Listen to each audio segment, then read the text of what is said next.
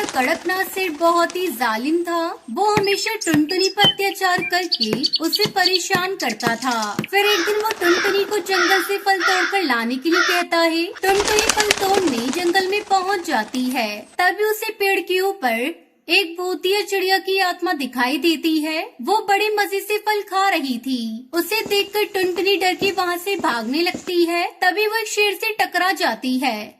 आज तो मेरा शिकार मेरे पास चलकर आ गया। अब तू यहाँ से जिंदा बचकर नहीं जाएगी चिड़िया। मैं अभी तुझे मारकर खा जाऊंगा। अरे नहीं नहीं, मैं यहाँ कहाँ फंस गई? अरे कोई बचाओ मुझे, कोई मेरी मदद करो।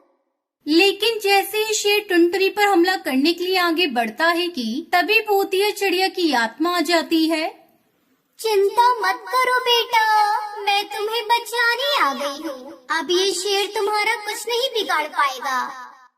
इतना कहकर भूतिया चिड़िया की आत्मा शेर की पूंछ पकड़ लेती है और उसे जोर जोर से जमीन पर पटकने लगती है।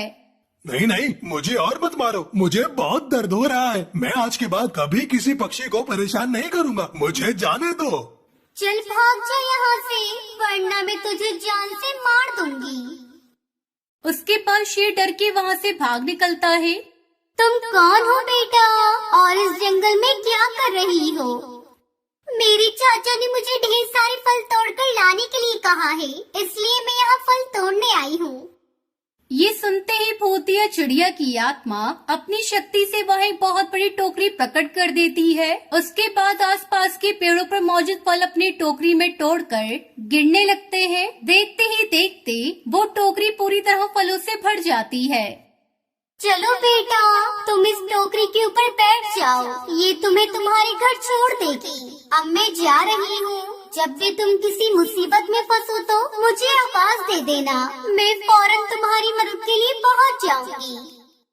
इतना कहकर वो गायब हो जाती है। फिर टुनटुनी अपने घर पहुंच जाती है। तभी वहाँ कड़कनाथ सेठ आता है। बहुत सारे फल देखकर उसे लालच आ जाता है।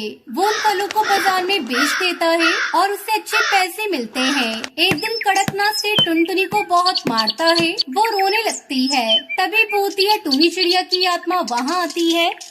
क्या हुआ टुनटुनी, तुम रो क्यों रही हो? बताओ मुझे, जिसने भी तुम्हारे साथ ये किया है मैं उसे छोड़ूंगी नहीं। क्या बताऊं, मेरे चाचा बहुत लालची है। फल बेचकर रोज उन्हें बहुत सारे पैसे मिलते हैं, लेकिन वो मुझे खर्च करने के लिए 1 रुपया भी नहीं देते। अच्छा तो ये बात है, चिंता मत करो टुनटुनी, मैं सब कुछ ठीक कर दूंगी। उसके बाद वो अपने थैली से एक एप्पल निकालकर जमीन पर रख देती है और वो सेब एक बड़े घर में बदल जाता है। टुनटुनी, ये जादुई सेब का घर है, आज से तुम इसमें रहना। इस घर में तुम्हें कभी किसी चीज की कोई कमी नहीं होगी। तभी वहाँ पर कड़कनाथ सेठ आ जाता है। ए टुनटुनी, चल निकल यहाँ से, ये सेब घर मेरा है, आज से इस घर में मैं रहूंगा। लेकिन तभी अचानक उस एप्पल घर के अंदर से बहुत सारे एप्पल बाहर निकलकर कड़कनाथ सेठ के सर पर गिरने लगते हैं।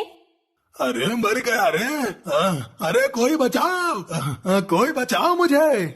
अच्छा तुझे इस घर में रहना है, ठहर जा, मैं तुझे अभी बताती हूँ। तूने अनाथ टुनटुनी पर बहुत अत्याचार किया है ना, अब उसकी सजा तुझे मिलेगी। तभी एक सेब उसको पकड़ लेता है और उसे हवा में उड़ाकर दूर जंगल में छोड़ देता है। इस तरह कड़कनाथ सेठ को उसके किए की सजा मिल जाती है। दूसरी तरफ टुनटुनी हंसी खुशी सेब के घर में रहने लगती है।